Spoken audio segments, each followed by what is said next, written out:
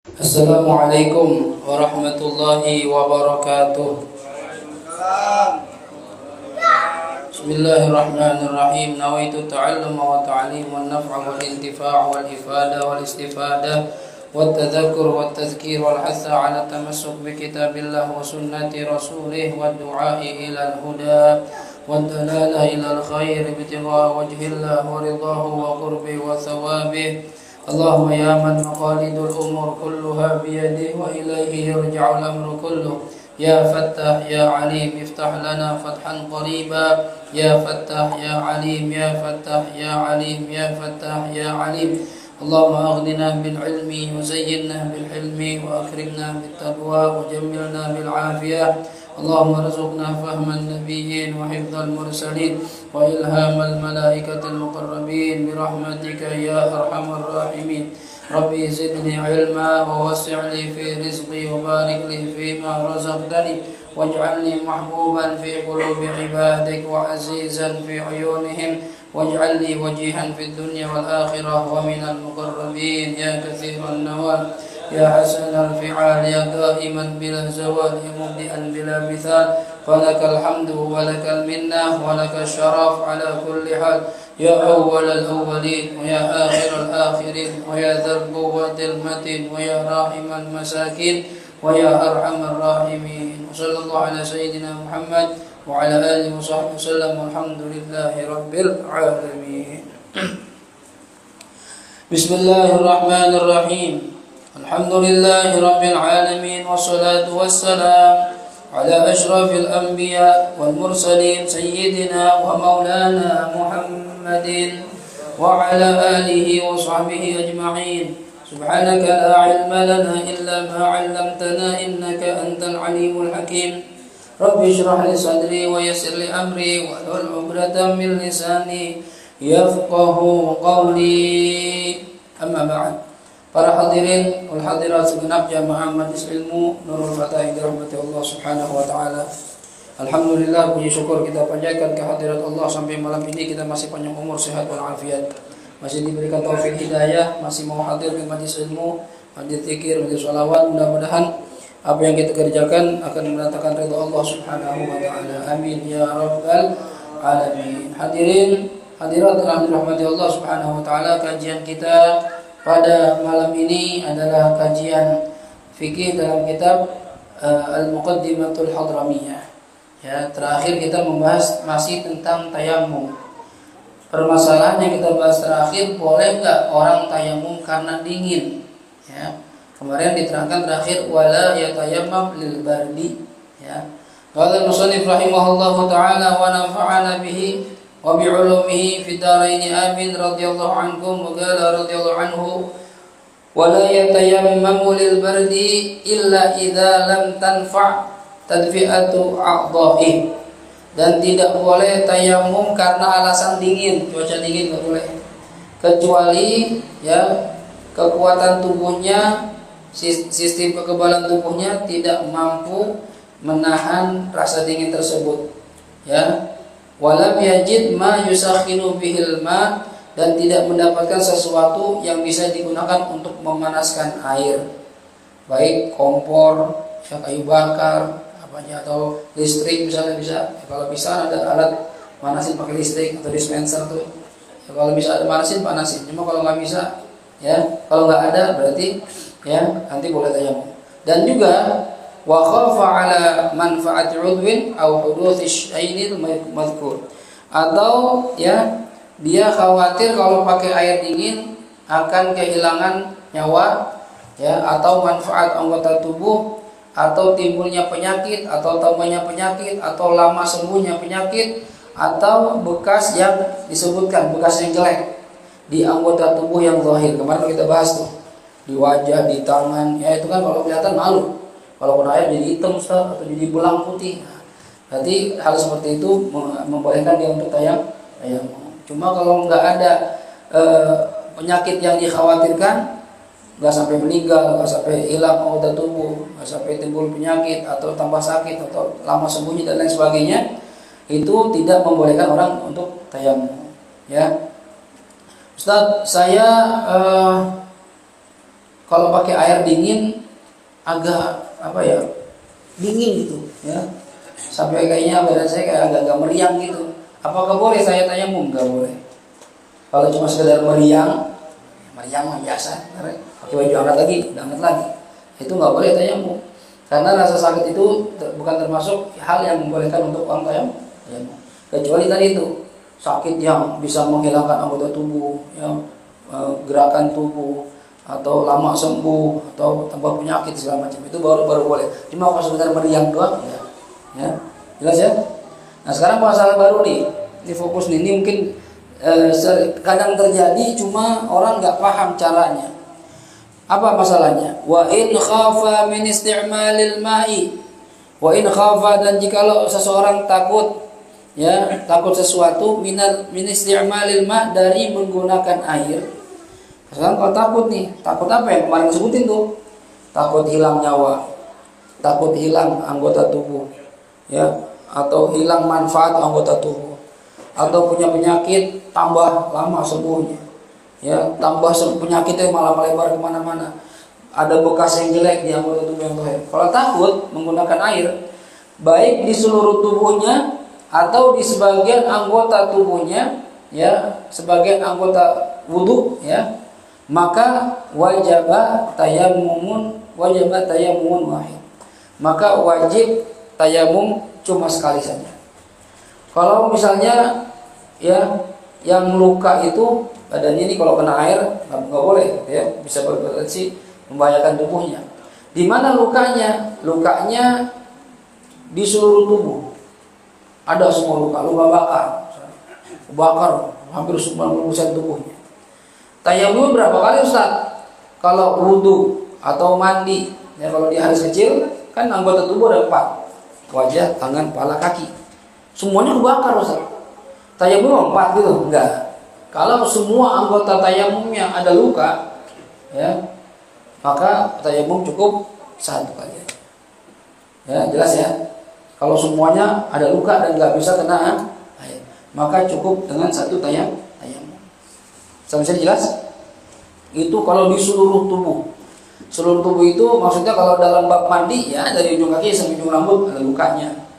Kalau dalam bab wudu, seluruh tubuh itu muka, tangan, kepala, kaki. Kalau ada penyakit di seluruh tubuh ini, maka tayamum cukup 1 kali saja. Paham? Ya, sama kayak kalau kita punya hadas banyak, kita habis tidur, bangun tidur, hadas kan, hilang akal. Habis itu kita mencium istri, hadas lagi. Habis itu kita kencing, hadas lagi. Lagi kencing megang kemaluan, hadas lagi, 4 hadasnya. Berapa kali butuhnya? 1. Ya. Mandi pun begitu. Ya, mandi pertama bangun tidur junub, keluar sperma 1. Ya, gara-gara junub bangun tidur, bini habis mandi jadi pengen juga yang aslinya. Jadi kan junub doang, mimpi kumpul lagi 2. Ya, bininya habis kumpul head di double. Ya, ya, habis itu misalnya habis lagi head, dia lagi hamil, lahiran, habis lahiran, ya, nifas, habis nifas meninggal. Nah, berapa? Kan banyak semua tuh. Nah berarti berapa mandi? Ya cukup sekali aja, ya, jelas di sini ya. Jadi ingat nih, ini kan kalau di matanya wa in khafa min isti'malil ma fi ba'di badani ghasala sahih. Ini gambaran kalau sebagian yang kena ada penyakitnya. Tadi kalau di syarahnya itu dibagi dulu. Kalau dalam bab mandi, seluruh tubuhnya ada penyakit, ada luka dan nggak boleh kena air, seluruh dari ujung rambut sampai ujung kaki, maka untuk mandi wajib ataupun mandi sunnah, tayamumnya cukup 1 sekali. Jelas ya? Tapi kalau dalam bab wudu, mana yang dikatakan seluruh anggota wudu, mukanya luka, tangan luka, kepala luka, kaki luka. Nah, ini gimana tayamumnya? Sama, cukup sekali saja. Sekarang masalah berikutnya, ya, kita ikutin matanya. Matanya bilang, ya, kalau yang luka itu fi ba'di badani, di sebagian tubuhnya. Nah, ini beda masalah. Tadi di syarah masalahnya seluruh tubuh, sekarang di sebagian tubuh. Apakah tayamum sekali doang Ustaz? Bentar dulu. Ghasala sahih. maka dia wajib membasuh bagian tubuh yang sehat, yang nggak ada penyakitnya. Ya, ya, maka dia wajib membasuh yang sehat. Caranya gimana? Wa yatalattaf bi wad'i khirqatin mablulatin bi qurbil alil. Caranya misalnya kita lukanya di tangan misalnya, ya. Atau kita mau mandi junub nih. Luka kita ada di tangan. Luka kita di tangan atau luka kita di dada, ya. Di dada atau di pundak misalnya, ya. Itu kita mau mandi nih. Ya, mau mandi yang sehat, yang nggak ada lukanya, kenain air. Nah, yang di sini ada luka, bagaimana Ustaz? Ya, kalau nggak bisa kena air, kan boleh dengan tayamum. Nah, tapi jangan langsung caranya itu mandi basahi dulu yang sehat. Nah, giliran yang kena sakit penyakit, kata para ulama, dikasih di pinggirannya itu bahan tipis kayak kapas, ya, atau tisu gitu ya. Supaya nanti kalau air disiram tidak mengenai lukanya, jadi ketahan sama perban atau tisu atau kapas, ya, di sekitar penyakitnya. Jelas? Supaya karena dia nggak boleh kena air, kalau kena air jadi bahaya ntar. Ya, itu caranya tuh, ditaruh bahan atau kapas, ya, yang dibasahi di sekitar penyakit tadi supaya bisa dibasuh dengan meneteskan air di sekitar penyakit. Misalnya sakitnya di sini, kan kalau siram takut basah semua. Dikasih pinggirannya, kasih kain atau kapas, ditetesin air pelan-pelan di sekitar kapas itu. Jadi nggak kena lukanya. Tapi bagian yang di bawah kapas tetap basah karena ada air yang mengalir di situ. Jelas ya? Baik. Tapi jangan sampai air itu mengalir ke lukanya. Nah, ini katanya wa ghuslun haqiqiyun, ini membasuh yang hakikatnya seperti itu. Ustaz, susah Ustaz, kalau pakai kapas segala macam ribet, ini nggak bisa, takut kena juga. Maka dibasahin aja, ya, dengan air tanpa diguyur, tanpa disiram. Pinggir-pinggirnya dibasahin aja. Ya. Ini katanya derajat di atas mengusap dan di bawah membasuh. Beda ya. Ngusap itu kan yang penting ada air basah nyampe. Kalau membasuh diguyur, air selalu harus ngalir. Nah, kalau yang cara kedua tadi itu tengah-tengah. Ngusap enggak, guyur enggak. Ya, kalau ngusap kan ini doang. Ini enggak, ada air pelan-pelan dikit-dikit, seret. Ya, kayak tangan kita di pinggiran lukanya biar enggak kena.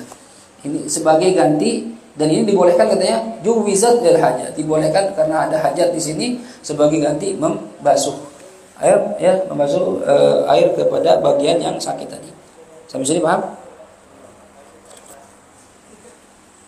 Oke, setelah kita basuh yang sehat dengan air, kita siram nih, yang dengan air. Lalu gimana yang kena, yang luka tadi? Ya, lukanya nggak boleh kena air. Wa tayammama 'anil jarih, dan lakukan tayamum sebagai ganti yang luka tadi. Ya, tayammuman kamilan, dengan tayamum yang sempurna. Fil wajhi wal yadaini. Di mana tayamumnya? Tayamum mau lukanya di tangan, paha, kaki, pala, muka, tangan, tayamum tetap di wajah dan kedua tangan. Jadi tayamum di situ, ya. Bukan berarti tayamum itu di tempat penyakit, bukan. Tayamumnya di wajah dan kedua tangan. Paham ya? Ini kapan? In kana jarah fi ghairihima badalan an ghusl alim. Walaupun lukanya bukan di wajah dan tangan, iya. Kalau lukanya di wajah dan tangan, tayamum di mana? Wajah sama tangan, ya, sebagai ganti, nggak kena air. Kalau bukan di tangan dan bukan di wajah, sama, tayamum di wajah sama tangan, nggak ada bedanya. Ya, kenapa harus tayamum? Supaya tidak ada anggota tubuh yang tadi ada sedang sakit itu tidak terkena tohal. Jadi semua tetap dihukumi bersuci, walaupun nggak boleh kena air, tapi diganti dengan debu. Ya, nah, anggota tubuh yang sakit, ya, yang tadi luka, wajibu an yamurrat turab ala mahallil illah. Wajib kita menyampaikan debu di atas penyakit. Kita luka nih, tayamumnya di muka kan, ya, sakit, boleh harus pakai debu, harus wajib pakai debu juga. Tapi Kapan wajib pakai debu? Haitsula dharara, sekiranya tidak berbahaya. Kan tadi masalahnya nggak boleh kena air, ganti dengan tayamum. Nah, kalau kena air nggak boleh, tanya dokter, dok, kalau kena debu nggak apa-apa dok? Nggak apa-apa pak, kalau debu, yang penting jangan basah air. Nah, berarti kalau nggak kena debu nggak apa-apa, maka ketika sedang tayamum dikenakan debu, karena tidak berbahaya kena debu. Cuma kalau kata dokter, jangan pak, ntar infeksi, kotor, ya harus steril, harus bersih. Air jangan, debu jangan. Makanya saya tutupin perban ini biar nggak kena debu misalnya. Berarti gimana? Ya, kalau seandainya nggak bisa, ya udah. Ya, kalau nggak bisa, ntar diajarin sini.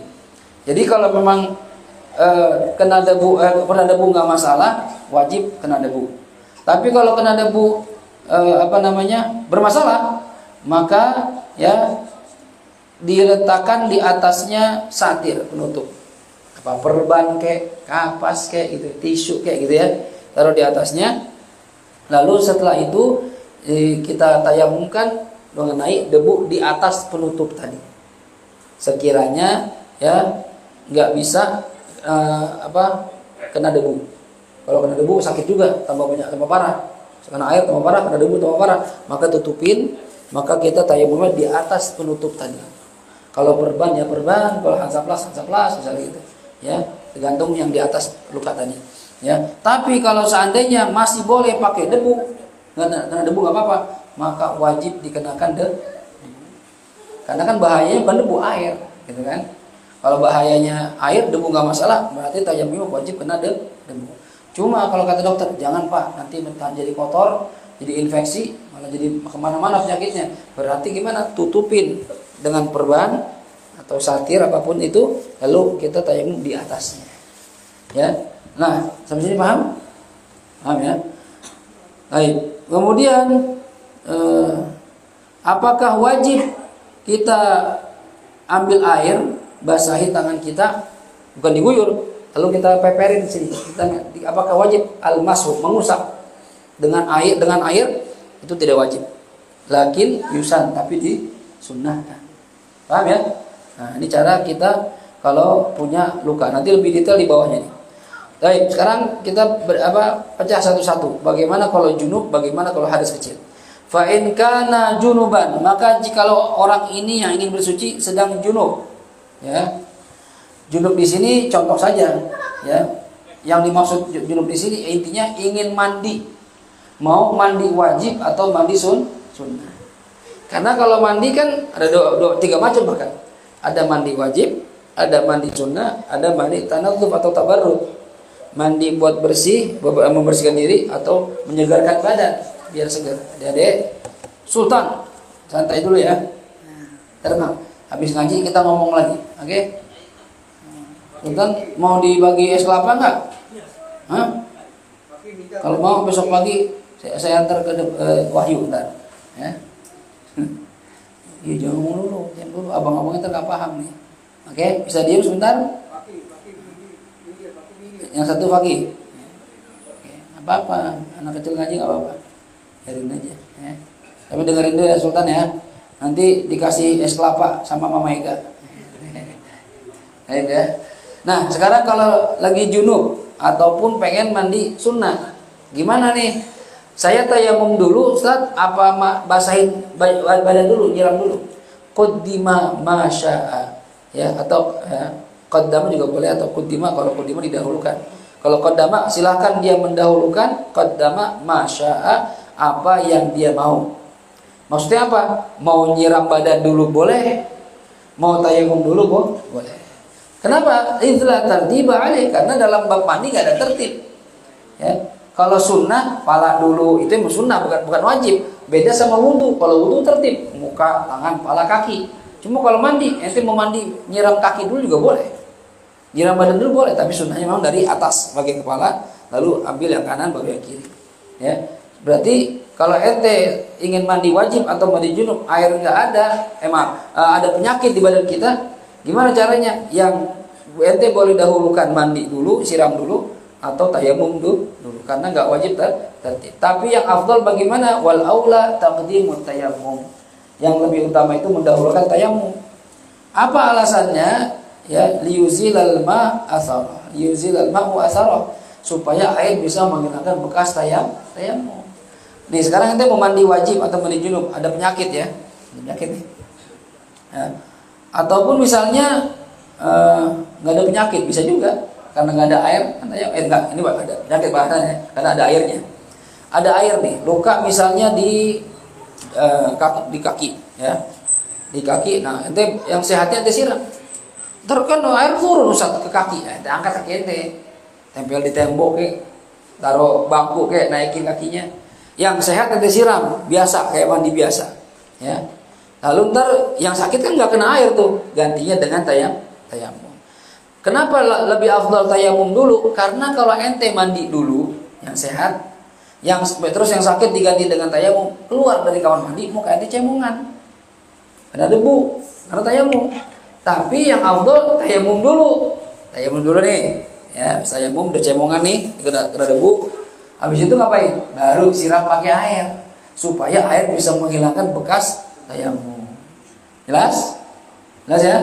Nah, itu kenapa kok tayamum lebih utama dibandingkan menyiram dengan air lebih dahulu. Karena kalau air dulu keluar, selesai kita mandi, muka kita cemongan, ya. Tapi kalau kita tayamum dulu, keluar dari kamar mandi udah bersih. Jelas ya. Baik. Sekarang bagaimana kalau hadas kecil?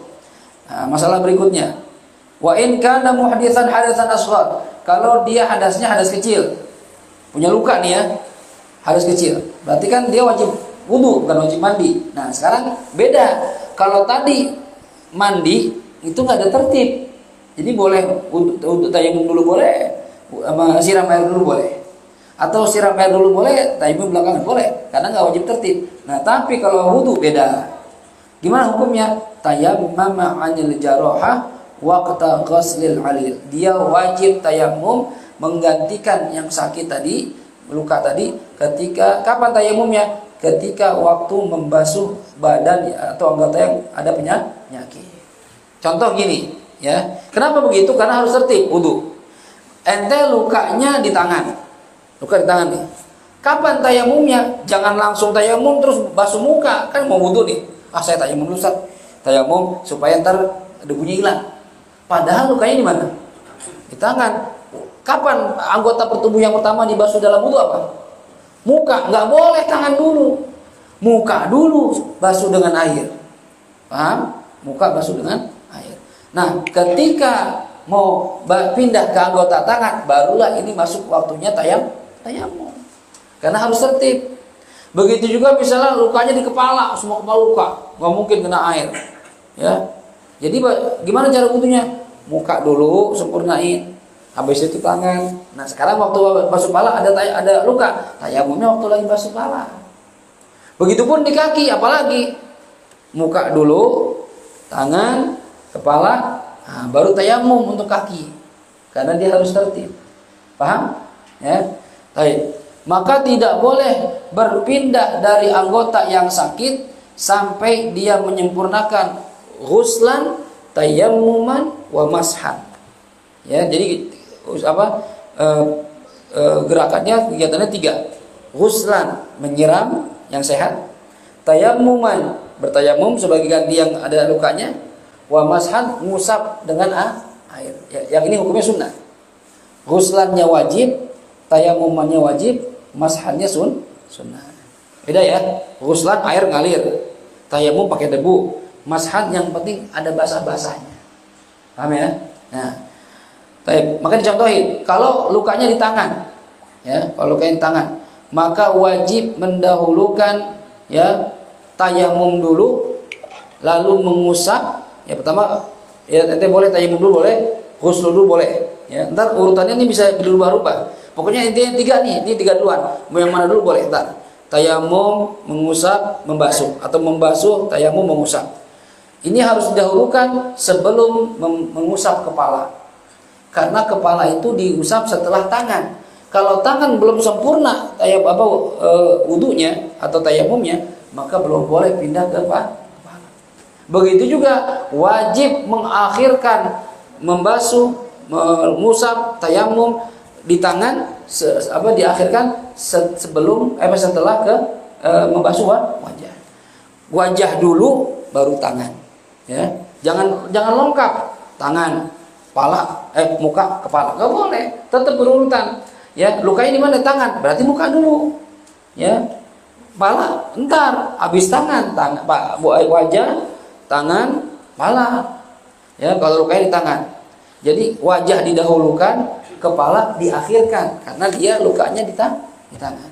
Paham? Itu urutan tertib harus jaga, ya. Baik. Kemudian, nah sekarang kalau kita udah nih muka udah kita basuh nih, sekarang tangan, ya. Mana yang lebih afdal? Ya, yang lebih afdal apakah tayamum dulu, mengusap, baru mengguyur air, atau mengguyur air dulu, habis itu tayamum, baru mengusap? Ya, katanya yang mananya boleh. Yang mananya boleh. Ente mau tayamum dulu, sekarang muka udah nih, sekarang tangan ya, tangan kan ada lukanya. Ustaz, saya tayamum dulu lah. Tayamum, terus saya usap bagian yang tadi luka ada perbannya misalnya pakai air, lalu yang sehat saya guyur. Boleh? Boleh. Dan ini aula, ini cara lebih utama. Kenapa? Sama tadi alasannya. Liyuzilal ma'u atharat turab, supaya air bisa menghilangkan bekas dari debu. Kalau ente basuh yang sehat dulu, terus ente tayamum, nah berarti kan ya di muka ente sama tangan ente ada debunya, cemongan. Tapi kalau ente tayamum dulu, ya, habis itu baru masah, habis itu baru ghusl, nah, hilang semua tuh. Hilangnya di bagian yang tidak ada penyakitnya. Kalau yang ada penyakit otomatis tetap ada. Kan nggak bisa kena air. Jelas ini? Jadi untuk urutannya itu boleh milih. Boleh mengakhirkan, ya. Jadi ente yang mau sehat ente siram dulu. Habis itu udah sempurna yang sehat nih, gantinya yang sakit dengan tayamum sama masah. Ingat ya, tayamum wajib, masahnya mengusapnya sunnah, nggak wajib. Ya, ente boleh dahulukan membasuh dulu, membasuh, tayamum, mengusap. Tadi yang lebih afdal tayamum, mengusap, membasuh, kan ya. Nah, boleh juga tawasud, tengah-tengah. Gimana tengah-tengahnya? Misalnya ente tayamum, habis tayamum mengusap, terus membasuh, ya. Yang mana boleh dahulukan. Tapi yang paling afdal itu ente tayamum dulu, lalu mengusap dengan air sedikit, lalu membasuh dengan mengguyur air. Ini cara semuanya boleh. Paham sampai sini? Ya. Baik. Karena katanya idza tartiba fil udbil wahid, karena kalau dalam satu anggota tubuh, tangan ya, atau muka saja, kepala saja, kaki saja, itu enggak ada tertib. Tertibnya itu urutannya. Muka, tangan, kepala, kaki. Cuma kalau dalam membasuh tangan kita, kan ini anggota satu anggota nih. Ini boleh diulin yang mana aja, enggak wajib tertib. Mau air dulu, guyur air dulu boleh. Habis itu tayamum, habis tayamum mengusap sedikit dengan air. Boleh. Atau ente tayamum dulu, habis itu ngusap, habis itu guyur dengan air. Atau ente rubah lagi. Saya Ustaz tayamum belakangan. Saya ngusap guyur air dulu, mengusap baru tayamum. Ya enggak apa-apa, bebas. Ya, yang penting semua dikerjain. Tapi ingat, yang dua wajib, yang satu sunnah.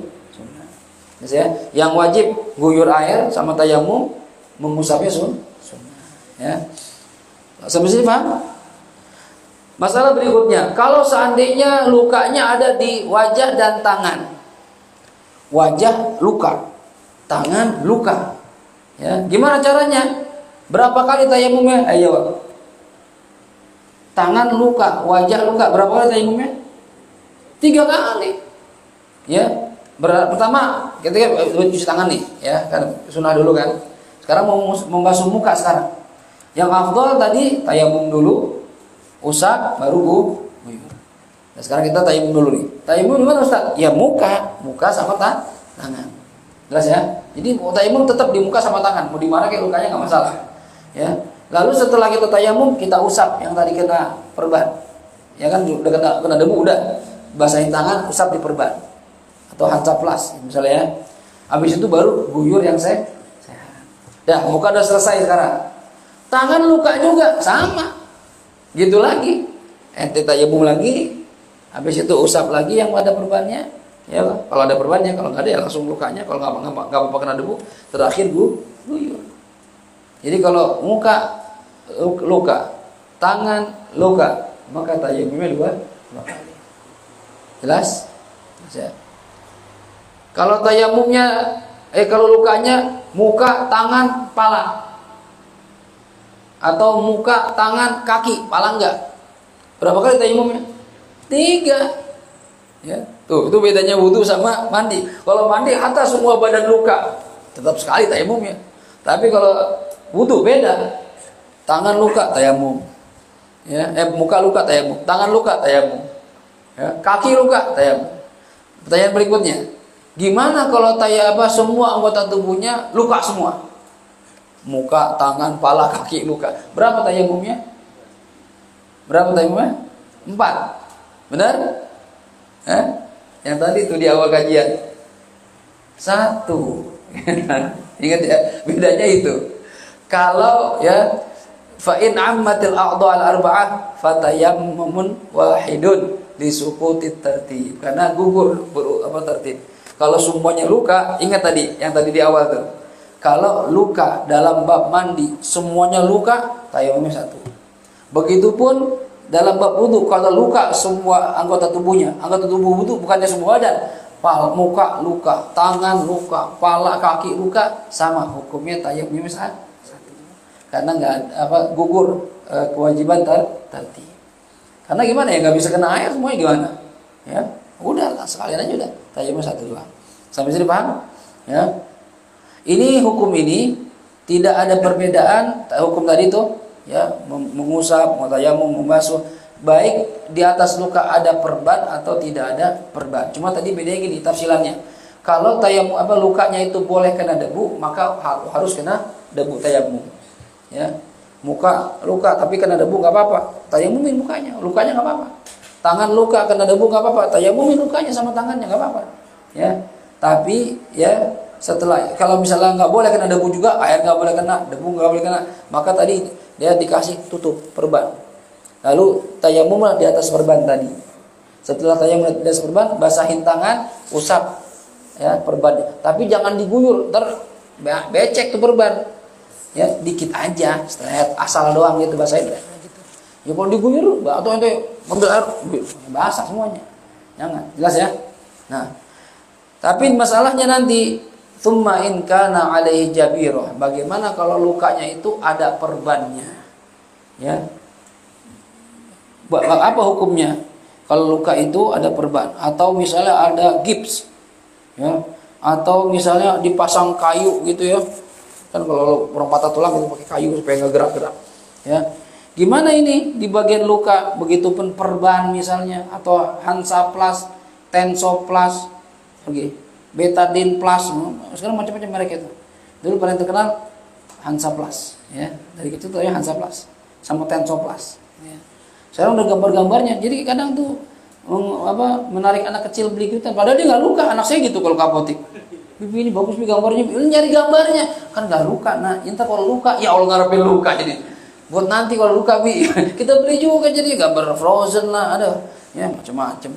Jadi pengen luka jadinya, ya. Kadang luka dikit, ini bisa ya jadi beli gitu, ya.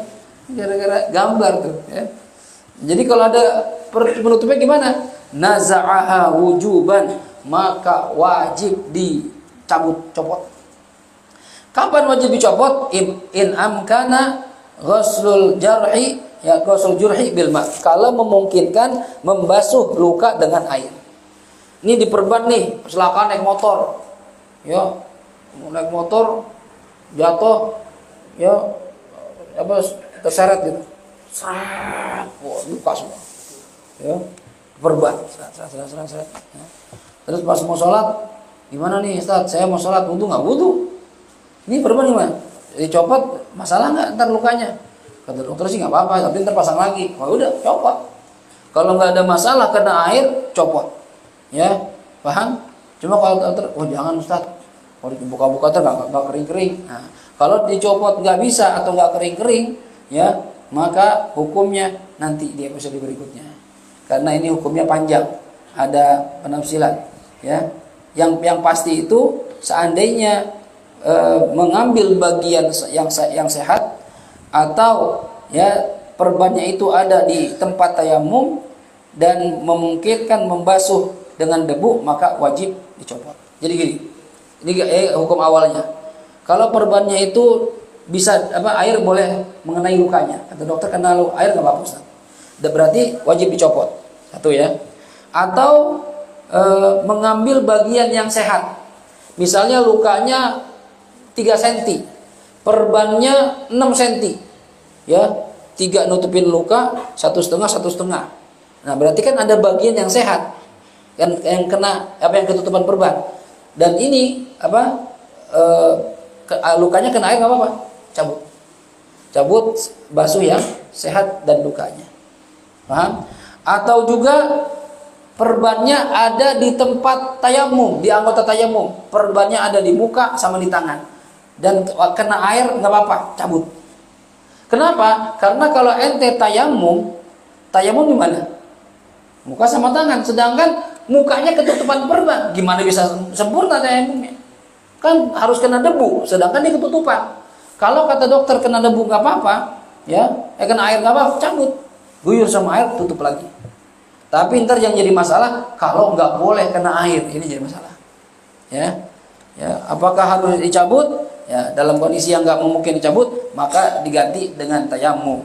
Ya, fa in khafa min naz'iha, ya, kalau takut dari mencabutnya, takut kena penyakit tambah lama, jadi borok segala macam yang tadi kita sebutkan, maka ghasal sahih, yang wajib itu membasuh yang sehat saja, kemudian wa masaha 'alaiha, lalu membasahi di atas perbannya. Kalau nggak boleh kena air. Kalau takut kalau kena air bisa mati, bisa lama sembuhnya, bisa kemana-mana menyebar. Berarti yang sehat aja diguyur, yang di perban itu dibasuh sama air saja. Ya, kulliha fi kulli tuhrin waqta ghusil alil bima'in ila an yabru abadan. Jadi terus tuh itu diusapnya setiap pengen wudu, bukan sekali doang. Zuhur begitu, dan asar begitu. Sampai kapan? Sampai sehat dan udah bisa guyur yang sehat. Ya, sampai sini paham? Sebentar. Kemudian wa tayammama amma tahta fil wajhi wal yadaini. Nah, dan wajib bertayamum amma tahtaha, sebagai ganti yang ada di bawah perban tadi. Ini kan kita di perban, otomatis kan nggak bisa kena air, ya. Sebagai ganti nggak kena air, tayamum. Cuma masalahnya tuh kalau di wajah sama tangan, sedangkan wajah sama tangan itu tempatnya tayamum untuk menggantikan yang sakit, sedangkan penggantinya nggak sempurna. Makanya nanti kalau perbannya itu di muka sama tangan dan nggak boleh kena air, walaupun tayamum, sholatnya wajib diqodho kalau sehat. Ya, tetap wajib diqodho karena tayamumnya nggak sempurna, wudunya nggak sempurna, mau diganti tayamum nggak sempurna. Ya, karena ada bagian dari wajah dan tangan yang nggak kena debu, otomatis sholatnya nanti wajib diqodho semuanya. Tapi masalahnya kalau lukanya sama perbannya bukan di wajah sama tangan, nggak masalah. Ya. Jadi kita mau mandi nih, lukanya di perut, ya udah, kan tayamum di sini, muka sama tangan sehat, no? Ya, cuma masalahnya yang tadi penyakit tadi, wajib copot nggak perbannya? Kalau kena air nggak apa-apa, copot. Atau nggak boleh kena air, tapi ngambil bagian yang sehat, copot. Jelas ya? Gitu. Jadi penggantinya dengan tayamum. Wa tayammama amma tahtaha fil wajhi wal yadaini, dan dia wajib tayamum sebagai ganti apa yang ada di bawah jabirah tadi, perban tadi, fil wajhi wal yadaini, di wajah dan telapak dan kedua tangan. Apakah wajib qodho? Nah, sholatnya nanti kita bahas nih. Wajib qodho apa enggak? Kalau luka itu ada di wajah sama tangan. Kalau perban itu ada di wajah sama tangan. Kalau perban itu bukan di wajah sama tangan, tapi mengambil bagian yang sehat. Kalau luka itu bukan di wajah sama tangan, tidak mengambil bagian yang sehat. Kalau luka itu ada selain di wajah sama tangan, naruhnya dalam kondisi suci. Dan luka itu yang kelima, tidak di wajah dan di tangan, tapi naruhnya dalam kondisi tidak suci. Ini hukumnya berbeda-beda. Dalam syair itu dikatakan wala tu'id wa satra qadrul illati aw qadrul istimsaki fi taharati wa in yazid an qadriha fa'idi wa mutlaqan wa huwa biwajhin aw yadi. Cuma 2 syair, 2 abiyat itu mencakup 5 hukum semuanya, akan diterangkan nanti di episode berikutnya di waktu yang sama insyaallah kalau masih hidup, ya. Jadi tiap malam Kamis ke depan. Baik, ada pertanyaan? Masalah tayamum, kalau enggak saya mau pulang. Ya, yang mau nanya silakan. Ya. Apakah Baik. Misalkan contoh kayak tayamum dengan tidak adanya air, tapi misalkan dia habis ngechat, tangannya kena cat dan itu menghalangi masuknya air ke dalam tubuh, apakah tayamum juga harus? Ya, apakah tayamum itu sama seperti syaratnya tayamum? Apakah sama seperti syaratnya wudu? Tidak boleh ada sesuatu yang menghalangi air masuk ke kulit kan gitu kalau wudu. Tayamum apakah seperti itu? Iya sama seperti itu. Gak boleh ada sesuatu yang menghalangi debu nyampe ke kulit. Misalnya ada cat, ada tinta, atau orang pakai topeng, topengnya transparan, lempel banget kayak kulit, tetap nggak boleh. Yang penting itu menghalangi debu sampai ke kulit. Sama seperti syarat wudu, tidak boleh ada di anggota wudu ada sesuatu yang menghalangi air nyampe ke kulit. Jelas? Ada lagi? Nggak ada? Rul, ada yang ulang tahun? Ulang tahun juga? Oh enggak. Ulang tahun makan lagi. Buat mamanya Makna Sakti. Mamanya Makna, bapaknya mamanya? Bapaknya. Mamanya. Sama yang yang udah nyumbang donatur sama Satu orang. mamanya Makna. Oh, mamanya makan satu, sama yang masih makanan. Oh ya. Udah kalau nggak ini nggak ada yang nanya ya. Dan tutup dengan Fatihah. Kita mohon kepada Allah Subhanahu wa taala mudah-mudahan apa yang kita pelajari yang pertama kita paham dulu, bisa kita bayangkan. Karena ini luka bisa terjadi kapan aja dan pada siapa saja. Ya kita nggak tahu orang naik motor, jalan jatuh segala macam lah, atau tulang patah. Itu harus tahu tuh cara wudunya bagaimana. Ya jangan sampai sholat kita nggak sah gara-gara nggak benar cara wudu dan tayamumnya. Yang pertama, yang kedua doain buat orang tuanya Makna yang sekarang sedang sakit ibunya. Ya mudah-mudahan diangkat penyakitnya oleh Allah Subhanahu wa taala, diberikan kesehatan yang sempurna dan mudah-mudahan penyakitnya menjadi kafarah atas dosa-dosanya. Yang ketiga, Fatihah juga niatin buat yang nyumbang makanan. Nah, ini makan nasi berarti? Enggak, pakai makanan ya. Ya, yang nyumbang konsumsi snack ya. Doain mudah-mudahan rezekinya ditambah oleh Allah Subhanahu wa taala, diberi pahala yang banyak dan mudah-mudahan ya semakin rajin sedekah makin berlimpah-limpah lagi hartanya dari Allah Subhanahu wa taala, sebagaimana janji Nabi, harta tidak akan berkurang kalau disedekahkan tapi akan bertambah lagi. Dan mudah-mudahan menjadi satu amalan baik yang kata Rasulullah, orang yang ngasih makan saudaranya sampai kenyang, ngasih minum sampai lega, dijauhkan dari api neraka sejauh 3.500 perjalanan.